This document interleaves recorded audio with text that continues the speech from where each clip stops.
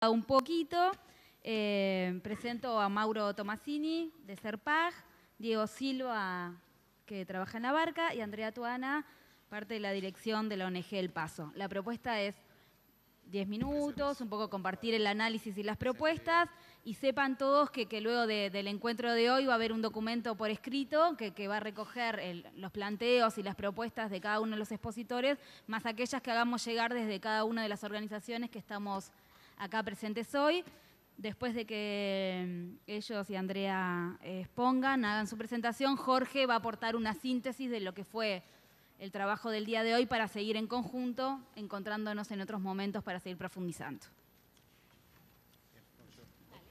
Bueno, hola. Bueno, buenas tardes a todos y todas. Es un gusto estar acá en nombre de Serpag. Lamentablemente no pude venir antes, pero la verdad que saludo la concurrencia y la actividad de los organizadores. Bueno, se me ha hecho un poco difícil armar la exposición debido a que en realidad el tema de la agencia policial, de institución policial y los adolescentes, o el tipo de política de seguridad que tiene determinados tipos de policiamiento, es decir, de intervenciones policiales, es muy vasto. Entonces la verdad que se hace muy difícil en tan poco tiempo hablar tantas cosas, capaz que además no muy amigables a veces para algunas cuestiones que tienen que ver con algunas cuestiones, digamos, técnicas. Pero me traté de ordenar para decir 2 o 3 cosas en el tiempo que tenemos. Lo primero es que, dado las mesas de hoy, la agencia policial casi siempre está en todas las vulneraciones que se hablaron. Es decir, que es un campo no estudiado, qué tipo de actividad desarrolla en lo que tiene que ver con explotación sexual, en lo que tiene que ver con abusos, en lo que tiene que ver con una serie de cosas que seguramente hablaron en las mesas de hoy. ¿Qué quiero decir con esto? Que siempre hay que tener en cuenta cuál es la actividad de la intervención policial en todos estos campos. ¿Por qué? Porque casi siempre, de alguna manera, además por los tipos de políticas públicas que nosotros tenemos en otra parte de América Latina, la policía modela o regula los mercados ilegales y las acciones ilegales. Entonces, por lo tanto, cuando nosotros hablamos de explotación sexual, que puede ser, por ejemplo, en un caso de la frontera, siempre tenemos que tener en cuenta el involucramiento que puede tener alguna parte de la legalidad y en este caso de la agencia policial. Eso es lo que primero quiero decir. Lamentablemente este tema no está muy estudiado acá en Uruguay, ¿tá? Falta mucho todavía, falta mucho en realidad en el campo policial, un campo de estudio que todavía en Uruguay, si bien por ejemplo como el sistema carcelario hace relativamente poco se ha empezado a estudiar más en profundidad, pero el campo policial todavía no. Y este tipo de dinámicas que se dan, sobre todo obviamente en barrios periféricos, carenciados, donde la policía juega un rol determinante en intervenir en las vulneraciones, sobre todo con adolescentes, niñas y niños. Niñas y niños y adolescentes. Eso a tener en cuenta, que hay que saberlo, digamos.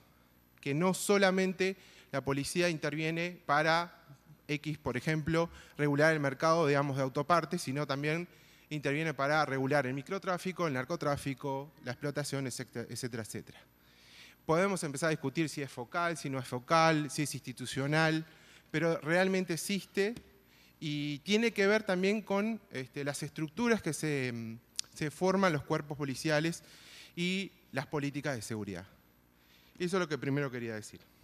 Lo segundo que quiero decir con respecto digamos, a las detenciones, y esto viene a colación de un estudio que hizo Serpag con IELSUR, con la Facultad de Ciencias Sociales y el Instituto de Estadística hace unos 3 años, que si bien dio datos muy interesantes, yo creo que hay una variable que cambió de esos años hasta ahora, que fue la aparición del PADO, el famoso Programa de Alta Dedicación Operativa, que a mi entender modificó determinadas cuestiones en el espacio público. Entonces, por lo tanto, si bien son números interesantes que después yo puedo comentar, igual la publicación está en la página web de Serpag, es interesante tomar esta variable nueva que se aplicó del 2015 para ahora. Una hipótesis, obviamente, que puede ser bastante plausible es que la violencia policial aumentó desde esa época hacia ahora, debido a que el PADO es un tipo de policiamiento que vamos a más o menos a describirlos y a describir cuál es su contenido. Entonces, por lo tanto, hay una cosa que hay que decir. Las intervenciones policiales, que son ceremonias de degradación públicas, tienen un fuerte contenido moral.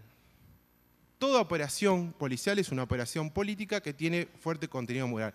Cuando quiero decir esto, no quiero decir, y voy a ridiculizar, el policía malo. Estamos hablando de instituciones, estamos hablando de intervenciones que a su vez generan prácticas policiales.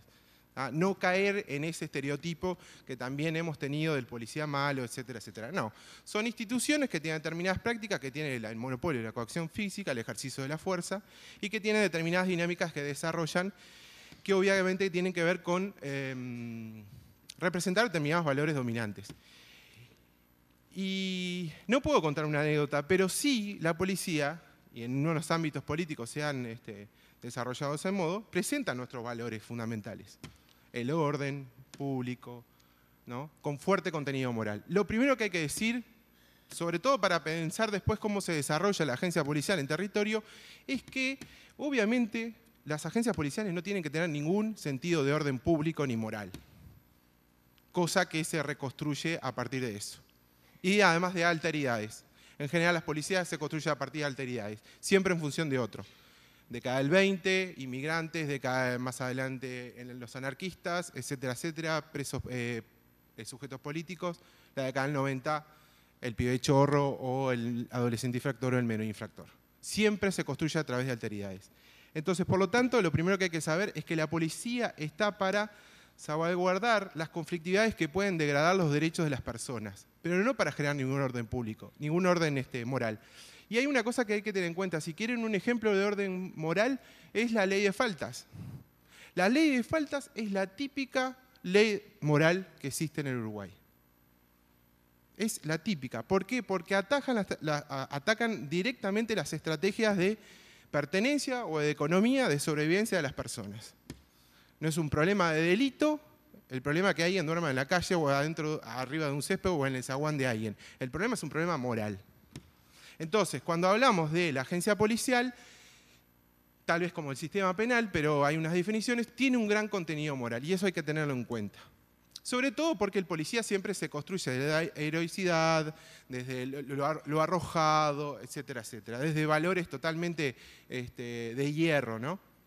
Entonces, primero eso, la policía no está para mantener ningún orden, sino para salvaguardar los derechos de las personas, las conflictividades que surjan, para generar justamente una cuestión de seguridad democrática de los derechos. Eso es lo primero que hay que tener en cuenta.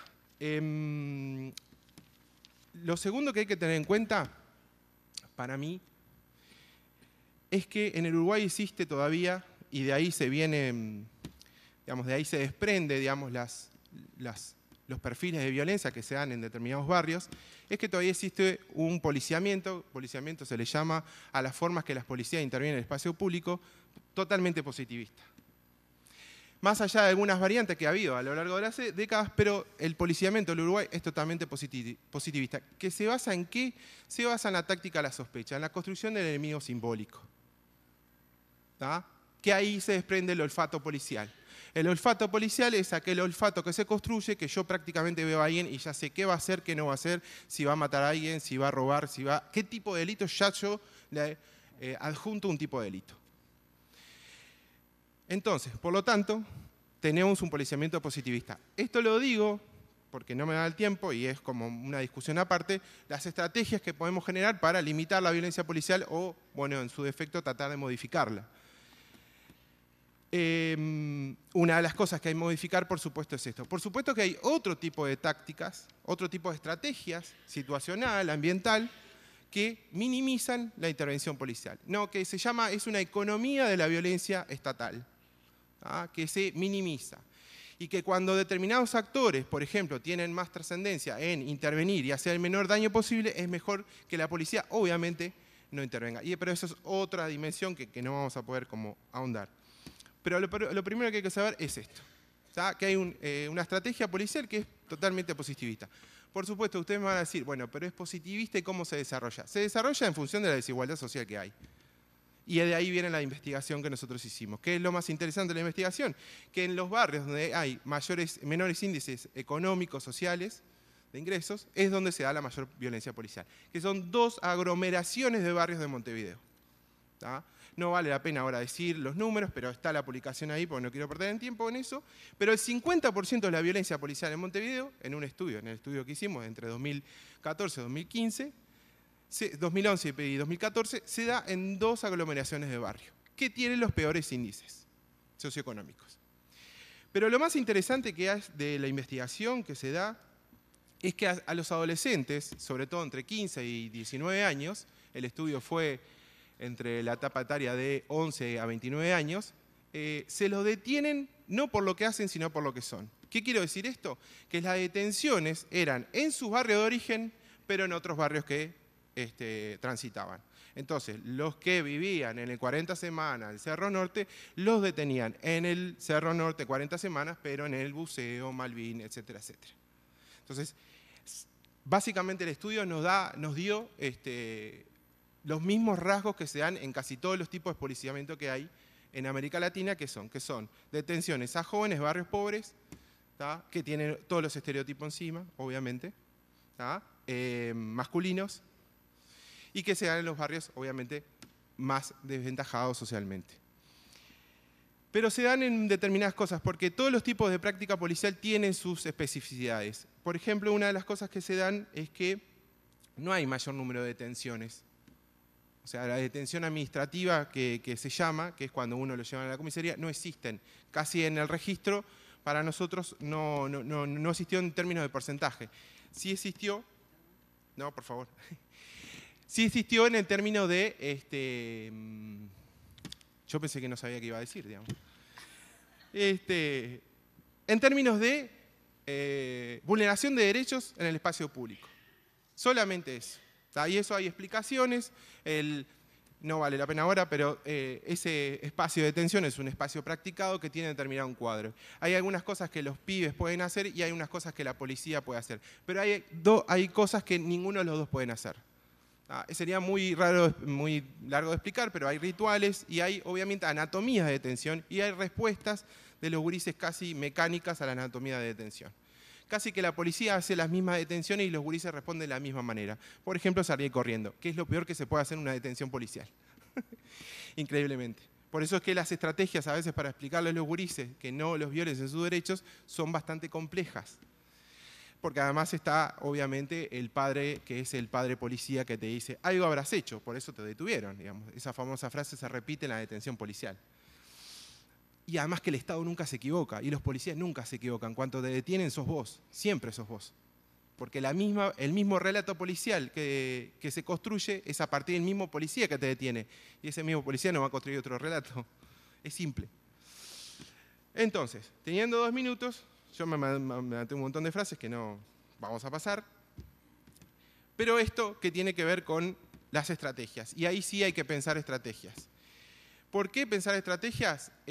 Porque nos pasan igual que a todos, creo. ¿Cómo hacemos para producir legalidad en lugares de ilegalidad? ¿Cómo hacemos para pedirle al Estado que proteja cuando es el Estado que vulnera?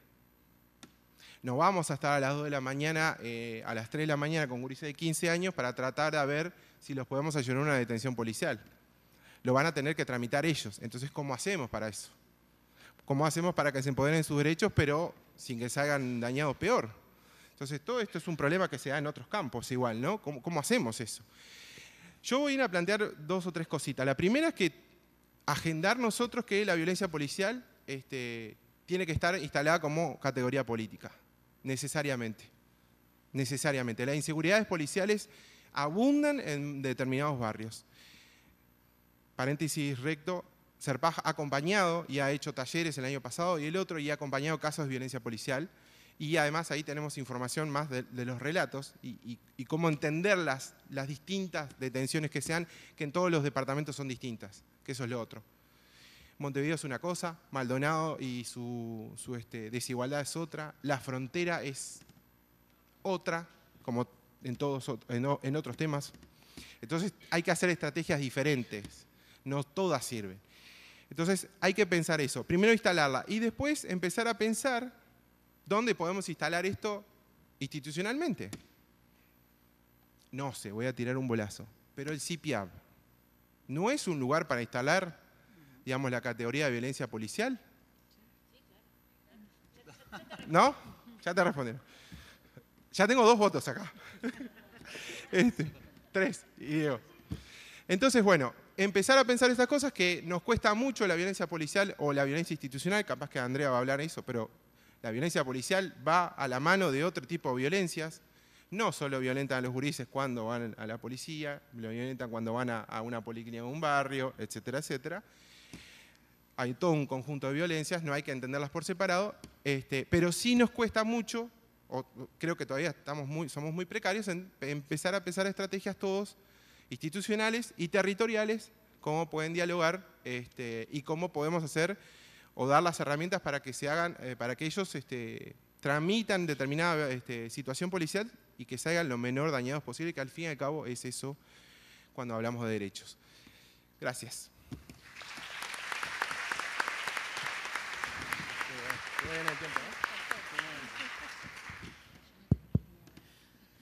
Bueno, buenas tardes. En primer lugar, gracias por la invitación a compartir ahí unos minutos, algunas ideas. Aprovecho para también excusarme porque 4:30, 5 menos 20 voy a tener que salir corriendo a buscar a mis hijos a la escuela, así que no voy a poder seguramente quedarme hasta el final. Un poco a partir de lo que había pensado y lo que escuchaba de la mesa anterior, proponer cuatro puntos como para plantear, para discutir. En primer lugar, digamos, la dimensión de lo histórico de esto, ¿no? O sea, me toca, digamos, en este punto lo que tiene que ver con el sistema de protección y, bueno, en estas semanas venimos de un hecho bastante significativo, que es que se comienza a visibilizar las situaciones de vulneración de derechos dentro de las instituciones de protección. Pero también hay como una alerta, ¿no? O sea, con Mauro, con otros compañeros, con Luis Pernera, hace muchos años, digamos, trabajamos en lo que tenía que ver con el seguimiento de la situación de los gurises privados de libertad, ¿no? Y recuerdo que en ese contexto, digamos, pedimos el cierre de Miguelete, el de La Tablada, el CER de Berro, más recientemente el del CIED, con un éxito radical, ¿no? O sea, fracasamos absolutamente. Pero había una cuestión particular ahí, que era que la gestión de los dispositivos de privación de libertad es una competencia exclusiva del Estado. Cuando nosotros empezamos a pensar la dimensión de la vulneración de derechos en el sistema de protección, y estamos en un brete. ¿Por qué? Porque básicamente, más o menos, la mitad de la gestión de estos centros es de sociedad civil. Con lo cual ya tenemos que empezar a pensar en la dimensión de la corresponsabilidad, no de la exigencia al Estado de una transformación de la política, sino el autoexigirnos una transformación. Eso como primer cuestión. Y esto tiene que ver con una situación histórica, que no voy a meterme en eso porque ustedes lo saben, que es la decisión del mundo de la infancia entre los niños y adolescentes y los menores, y la construcción de institucionalidades específicas para estas poblaciones. Y, digamos, más allá de las reformas legales y el código, etcétera, etcétera, las prácticas siguen funcionando con esa perspectiva, con lo cual ahí hay algo de un sedimento de lo institucional, diría Castoriadis, que sobrevive y se reproduce, y que es necesario, digamos, pensar algo, una transformación, digamos, más profunda, donde los actores de la sociedad civil somos parte del problema y parte de la solución. Con lo cual me parece que ese es un primer paso para empezar a pensar estos asuntos. En segundo lugar, la dimensión de la violencia, ¿no? O sea, la cuestión más cruda vinculado al golpe, ¿no? En la mesa anterior veíamos eso, está como bastante más claro y todos podemos percibirlo. Pero hay otro montón de prácticas que hacen a la cultura institucional que tienen que ver con una discrecionalidad en la toma de decisiones, ¿no? O sea, si el chiquilín cae en el hogar A, tiene un trayecto, en el B otro, en el C otro, o sea, es una cuestión de azar, ¿no? Su destino. Me parece que ahí hay una cosa a la cual le encarga el diente, ¿no? Tenemos que generar condiciones de previsibilidad, no puede ser que sea azaroso el destino de un chiquilín porque va a un lugar a otro. Me parece que eso es una dimensión que es clave. Y eso hace a la regulación, ¿no? Y a la construcción de una regulación estatal, o sea, son prácticas absolutamente desreguladas. De hecho, ni siquiera las organizaciones que estamos en convenio con el Estado tenemos demasiadas obligaciones de dar cuenta de nuestro trabajo, ¿no? Entonces, ahí hay que poder pensar la dimensión de cómo construir transparencia sobre lo que se hace, sobre los objetivos, sobre cómo se hace, ¿no? De forma también de aprender a hacer las cosas de otra manera, porque si no, volvemos al loop de la repetición de la cultura institucional instalada que está centrada en la vulneración de los derechos de los gurises. Después ahí hay un combo de 3 cuestiones que tiene que ver con la dimensión de una infraestructura punitiva. Nosotros hemos recorrido distintos hogares del interior y algunos extremadamente... Por ejemplo, en Soriano, una radicalidad, era un centro de privación de libertad, se cierra el centro de privación de libertad y los chiquilines de amparo pasan a vivir en lo que era una cárcel, ¿no? Y como que eso es absolutamente naturalizado, digamos, y esto es un ejemplo radical, pero vamos a encontrar una infraestructura punitiva, ¿no? Pensado para el castigo y no para unas lógicas de vida, de convivencia, de vida familiar. Después, la segunda cuestión ahí que se pone en juego es el juzgamiento, la moral, ¿no? En esto comparto con Mauro, ¿no? Estas instituciones somos, ¿no? Una máquina de moralidad y de juzgamiento del otro, ¿no? Como tenemos una perspectiva de derechos del niño, bueno, con el niño somos un poco más piadosos, pero a la familia es el enemigo, ¿no? Nosotros el año pasado publicamos un libro junto con UNICEF que se llama Desinternar sí pero cómo, donde al que le interese puede meterse y ver, pero hay algo ahí también de el desplazamiento, ¿no? En la medida que el niño ya no lo colocamos en este lugar de menor, al menos quienes capaz que estamos acá a la vuelta, pero la familia empieza a ocupar ese lugar, ¿no? Se da ese traslado y sobre eso hay que poder pensar.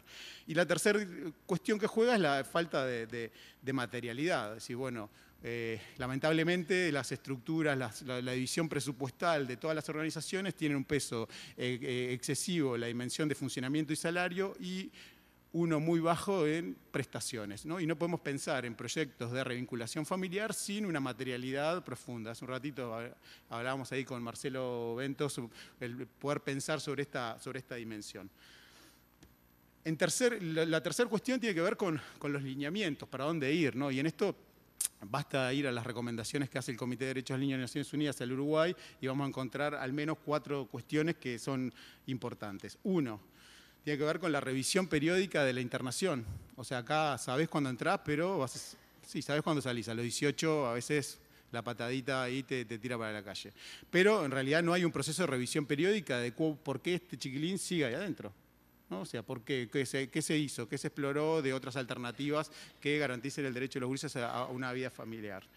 Después los planes de trabajo individual, o sea, es increíble que en 2018 sigamos desarrollando prácticas con casi 5.000 gurises y muy pocos está claro qué es lo que se hace con ellos, cuáles son los objetivos, qué estrategias se ponen en juego.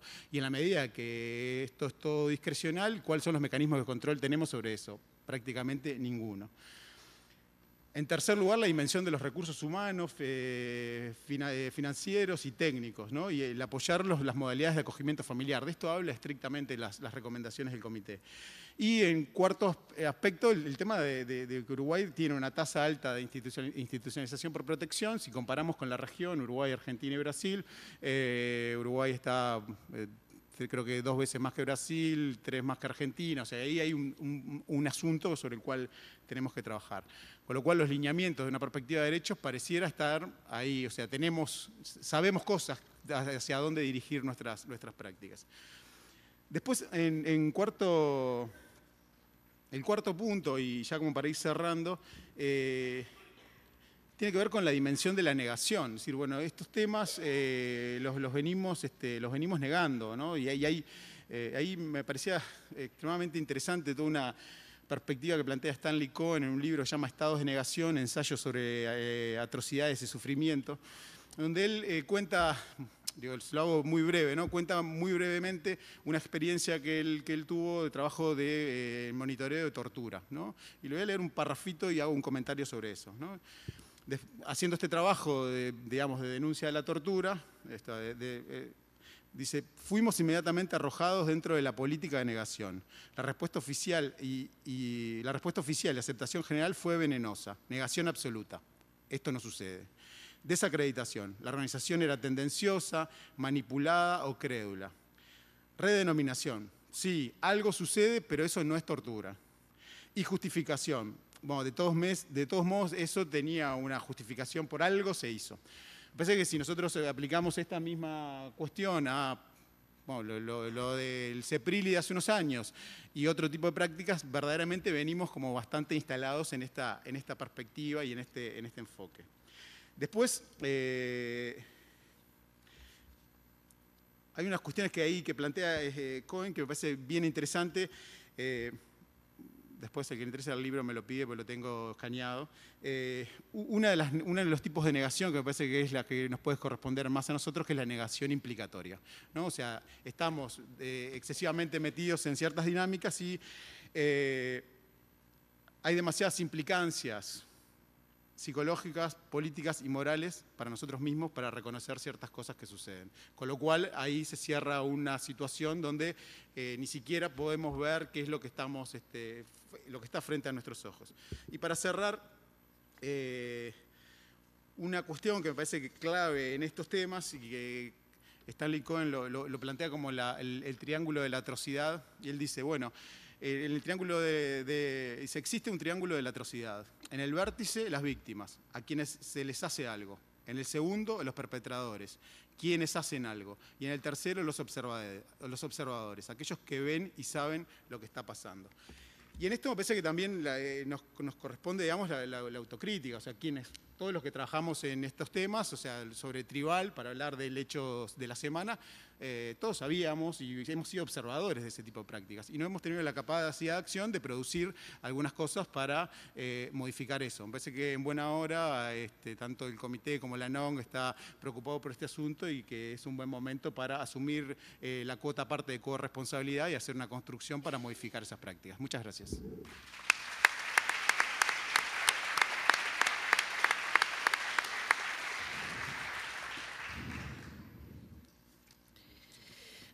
Bueno, buenas tardes. La idea es conversar un rato con ustedes sobre el sistema de salud. O sea, cuando los niños, niñas y adolescentes van al encuentro del sistema de salud por una situación de violencia, qué es lo que les pasa, cuáles son las prácticas institucionales violentas y cómo el sistema de salud violenta a los niños, niñas y adolescentes, y cuando además el dispositivo sanitario se utiliza para dar respuesta a problemas que generan esos niños, niñas y adolescentes a raíz de sus situaciones de violencia. Entonces, por ahí un poquito es poder compartir con ustedes algunas de las preocupaciones y tirar algunas propuestas. Lo primero que quiero decir es que voy a hablar de las prácticas hegemónicas, porque dentro del sistema de salud hay prácticas, por suerte, que van a contracorriente y hay personas que están intentando modelos distintos, pero no podemos negar que hay una práctica que es hegemónica de un sistema que además, cuando el sistema de salud hace una alianza patriarcal con el sistema de justicia, la verdad que los gurises están totalmente desprotegidos y hay bastante poca escapatoria.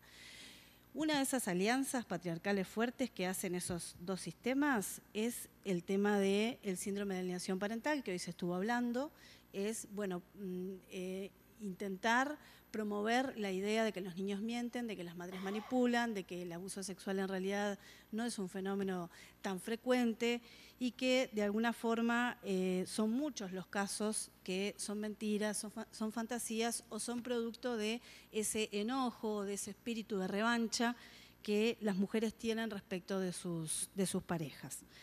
Esto tiene una vigencia y una fuerza muy importante todavía en nuestro país y es uno de los aspectos en los que tenemos que poner una resistencia importante. La otra es minimizar las situaciones de violencia.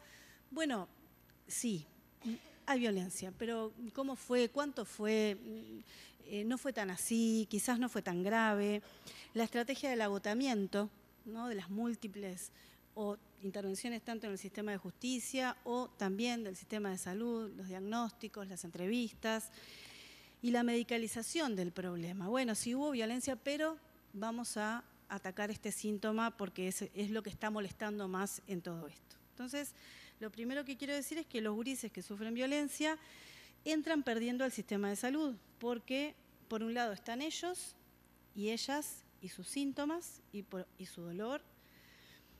y su historia tremenda y su situación de infierno que muchas veces viven, y por el otro lado hay un sistema que no ve, que no quiere ver, que no se prepara, que no quiere creer, que busca cualquier detalle para dudar. Ah, bueno, pero ¿cómo? ¿No era que lo abusaba? Entonces, ¿cómo es que quiere que el padre lo venga a visitar? ¿No? Y un sistema que los pone bajo sospechas. Aún así, los gurises son resilientes, aún así los gurises son fuertes, aún así los gurises se cortan más de una vez para ir a las emergencias, para ver si en alguna de esas veces alguien puede escucharlos, puede atenderlos y puede abrir una intervención. Y hay otros, como es el caso de, lamentable, que todas las personas que estamos aquí seguramente sepan de qué estamos hablando, después le explicaremos a Jorge Volnovich, el caso de la gurisa de la UTU, que se doblegan, ¿no? Y que después de pasar 4 días adentro de su casa porque el sistema no la protegió, sino que la mandó de vuelta a la casa donde ejercían violencia, se retractan y dicen quiero volver a mi casa, ¿no? Esto no pasó. Entonces, de los problemas más graves que tenemos en el sistema sanitario es el posicionamiento.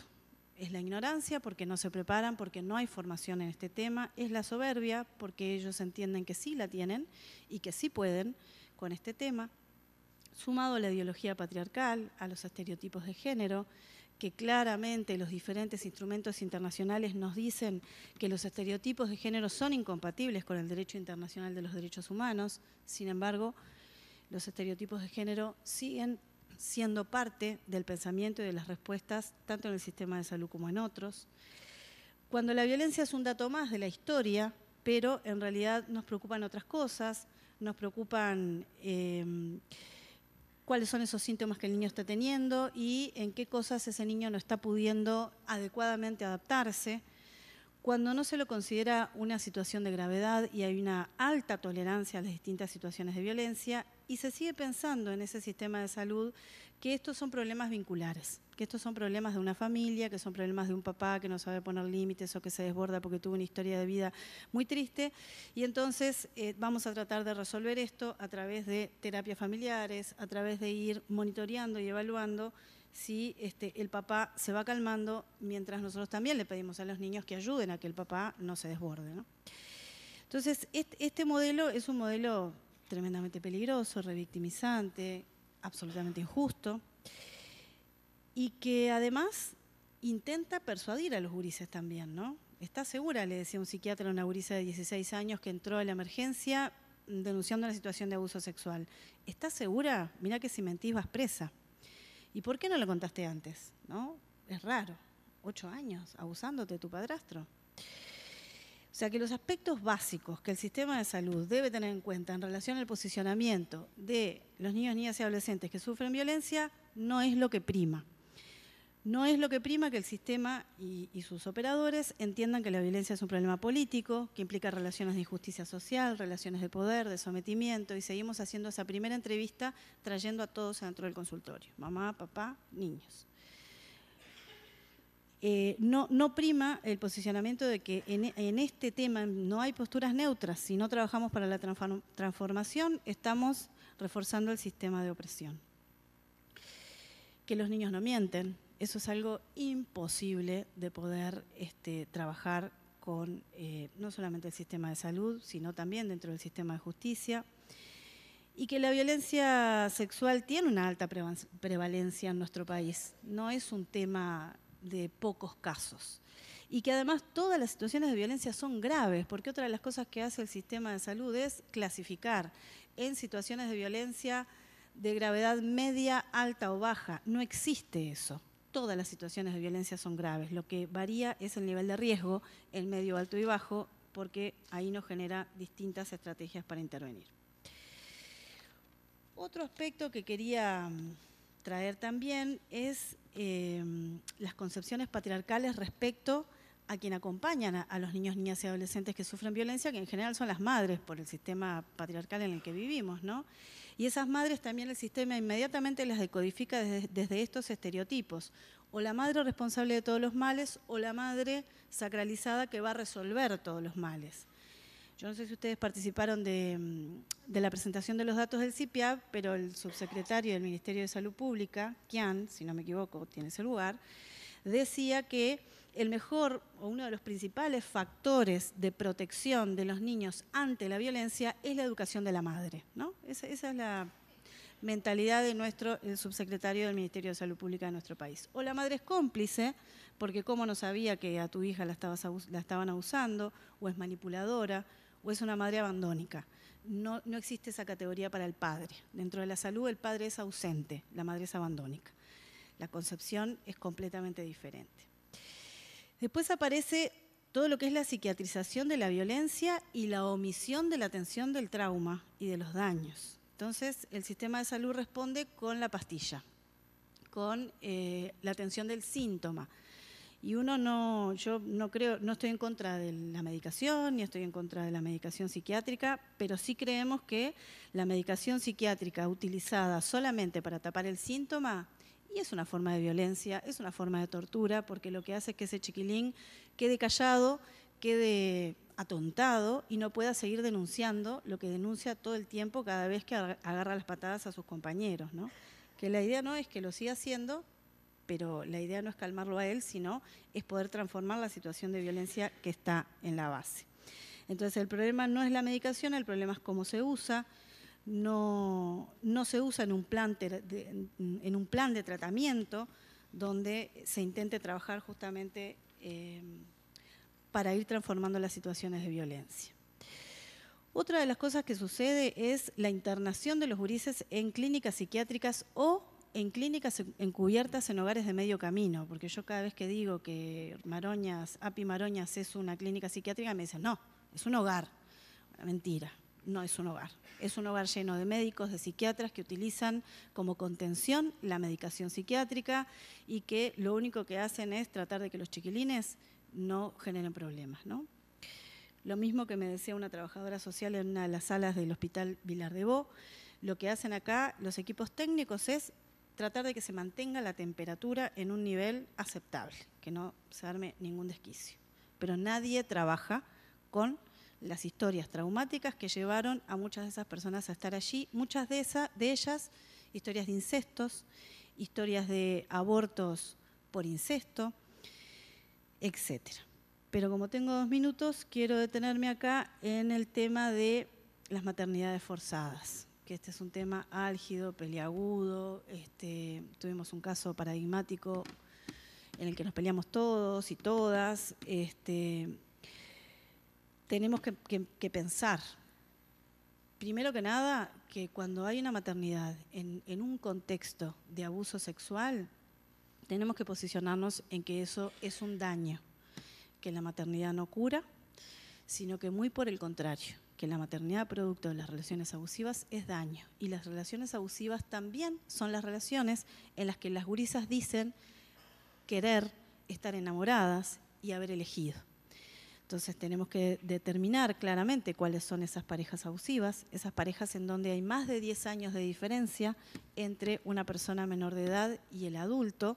Ahí estamos frente a una relación abusiva. Y un embarazo en ese contexto es un embarazo forzado, produce daño y por lo tanto el posicionamiento del sistema de salud debería ser promover la interrupción del embarazo y no promover la maternidad como son las prácticas que hoy se están haciendo. No se interna una niña embarazada víctima de violencia sexual en el piso de internación pediátrica, se la interna en el piso de internación ginecológica, ya le estamos dando un mensaje. Se le hace una ecografía y a veces se le pregunta si quiere ver al bebé y cómo late el corazoncito. Se dice en mi piso no se hacen abortos, hay pediatras que dicen en mi piso no se hacen abortos y hay una actitud de bastante promotora, ¿no?, de la maternidad como algo que, bueno, en definitiva puede terminar resolviendo la vida de ese adolescente.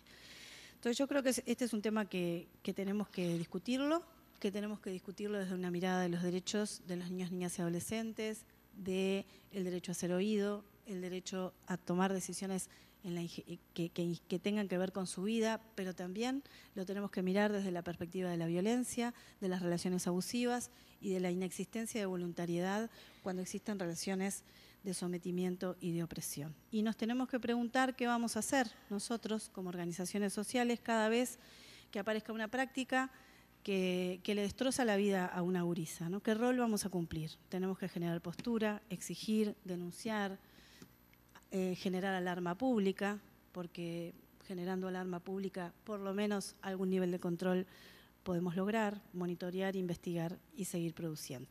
Bueno, muchas gracias.